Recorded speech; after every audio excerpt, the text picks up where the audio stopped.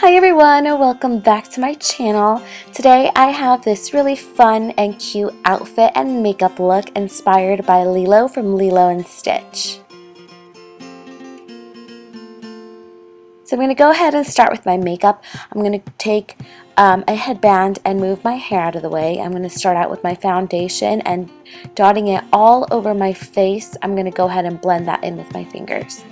I'm taking more foundation and putting some on the areas where I feel like I need more coverage. Blending that in as well.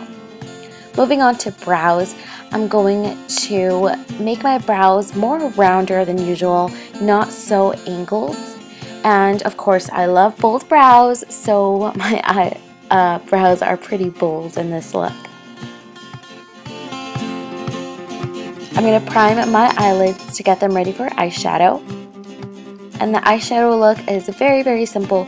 All you need is two eyeshadow colors. So you're going to need a light brown and a dark brown color. Taking a fluffy blending brush, I'm taking the light brown and sweeping that all over the lid. And taking the darker brown, I am putting that in the outer corner and blending it into the crease. That is it for the eyeshadow, very simple like I said. Taking a black eyeliner, I'm going to tight line my upper lash line. And you can already see the difference that it makes, how my lashes on my right eye look a lot fuller.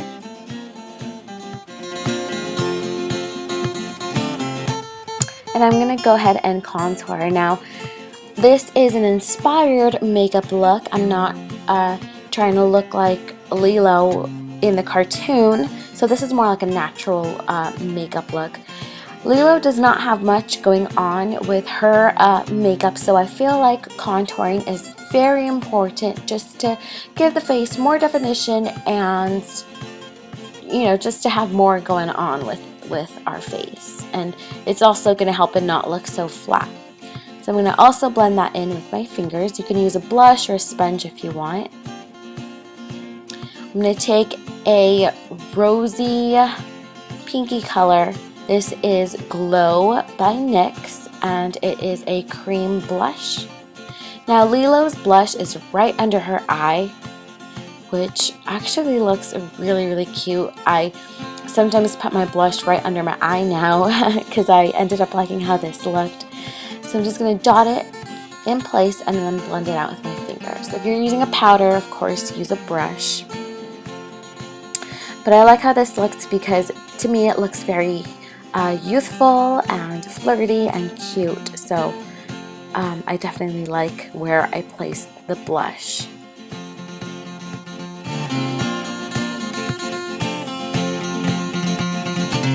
I'm going to curl my eyelashes for some lifts. And I'm going to coat them with some mascara. I am using Doll Eye from NYX. You want to make sure to coat your top lashes and your bottom lashes. So last but definitely not least, I'm going to put on some lipstick. This is Cozy by Laura Mercier. And this is like a rosy pink color. So I thought that it would be perfect for this look, just to give the face a pop of color. Lilo does not have lipstick in the cartoon, but I felt like this lipstick was very fitting. It was very youthful, and it's just one of my favorite lipsticks, so I had to use it for this tutorial. And once you're done putting some lipstick on, you are done with this look. So I'm going to move on to the accessories for the outfit slash costume. All you want to do is get some floral wire, measure your head to see how big the crown is going to be, and then wrap the wire around 3 times. That's how many times I wrapped my wire around, just to make it thicker and not so limpy. If you have thicker wire, you might not have to wrap it around so many times, but this worked for me. And then for the hand pieces, I just used a ponytail. So that's very easy because most of you probably have these lying around your house. So So to decorate is very, very, very easy. All you want to do is take a piece of green fabric and then cut strips that measure around 4 inches by 1 inch. It doesn't have to be perfect, so don't worry about measuring it. But you just want to make a ton of these strips because you're going to need a lot. And all you want to do is wrap it around your headband or wire and make a knot. And basically that's it. You just want to keep on doing these until your headband is completely full. And then you want to do the same thing for the ponytail. You can also make some of these for your ankles if you're wearing sandals, but I decided to wear sneakers, so I didn't need them. Now we're going to move on to the dress. I've made this template of the leaf for you, and I put it in the description box below, so check that out, download it, print it out. It's going to help you out a lot. And what you're going to do is basically cut out the leaf, taking an X-Acto knife. Be very careful and cut out the inner part. And now I'm going to show you 2 ways on how to decorate your dress. So the first way is very easy. All you have to do is put your leaf on your dress wherever you want it, and taking a pencil. You can also use a fabric marker if you want. I'm using a pencil because it's very light, and if you mess up, it's not going to make that big of a difference.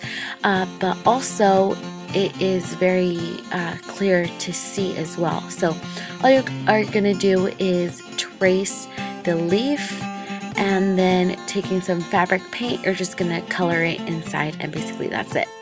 The other way is actually the way that I prefer, taking some contact paper or any type of sticky repositionable paper.